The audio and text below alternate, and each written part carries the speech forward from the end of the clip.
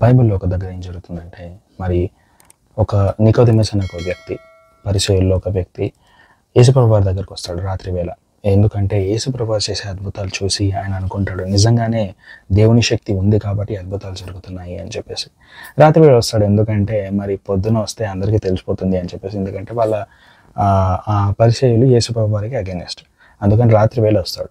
అయితే వచ్చి యేసుప్రభు వారిని ఒక మాట అడుగుతాడు, ఎలా చేస్తున్నావు ఈ అద్భుతాలు అని అన్నప్పుడు యేసుప్రభు వారు ఒక మాట అంటాడు. అందుకు యేసు అతనితో, ఒకడు కృతగా జన్మించితేనే కానీ అతడు దేవుని రాజ్యమును చూడలేడని నీతో నిశ్చయంగా చెప్పుచున్నానండి. అంటే నీవు గనక కొత్తగా జన్మిస్తే తప్ప నీవు ఈ దేవుని కార్యాలు చూడలేవు అని అంటాడు. అందుకు అతను అంటాడు, అంటే మళ్ళీ నేను పుట్టాలా అని చెప్పేసి అని అడుగుతాడు. అయితే కొత్తగా జన్మించడము అని చెప్పేసి ఇది మరి చాలామంది క్రైస్తవులకు తెలుసు, కొంతమంది తెలియకుండొచ్చు. అయితే ఒక వాక్యం చూసుకుందాం. కొత్తగా జన్మించడం అంటే ఏంటి? ఇదే యోహాను పత్రికలో మరి యోహాను రాస్తాడు. యోహాను మొదటి అధ్యాయం 12వ వచనంలో ఉంటుంది. తను ఎందరు అంగీకరించిరో వారికి అందరికీ, అనగా తన నామమందు విశ్వాసం ఉంచిన వారికి దేవుని పిల్లలగుటకు ఆయన అధికారం అనుగ్రహించెను.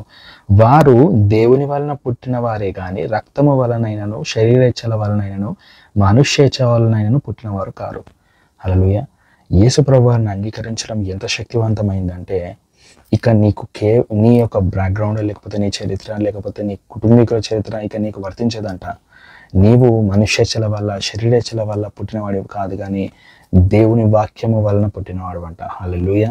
సోదరి, accepting Jesus is not normal. మరి యేసు ప్రభువారిని అంగీకరించడం అనేది సాధారణమైనది కాదు. మరి అటువంటి గొప్ప కార్యాలు చేయుటకు గొప్ప తాళపు చెవి ఏంటి అంటే, మళ్ళీ తిరిగి జన్మించడం అంటే యేసు ప్రభువారిని రక్షకుడిగా అంగీకరించడము. ఎప్పుడైతే యేసు ప్రభువారిని రక్షకుడిగా అంగీకరిస్తావో ఈ పెళ్లిని, మరి ఈ యొక్క ఆత్మీయ లోకమునకు, మరి దేవుని రాజ్యమునకు నీవు వారసుడు అవుతావు. హల్లెలూయా. మరి ఈ యొక్క అద్భుత శక్తికి మరి నీ జీవితంలో పొందుకోవడానికి మొదటి మెట్టు యేసు ప్రభువారిని అంగీకరించడము. మరి ఈ యేసు ప్రభువారిని ఎప్పుడైతే అంగీకరించావో నీవు కేవలము మనుష్యేచ్ఛల వలన పుట్టినవాడివి కాదంట, శరీరేచ్ఛల వలన పుట్టినవాడివి కాదంట, దేవుని ఏచ్ఛ వలన, అంటే దేవుని యొక్క వాక్యం వలన పుట్టినవాడు. కాబట్టి ఎటువంటి మనుషుడు, ఎటువంటి సాతాను నీ మీదకి అధికారం చూపలేదు.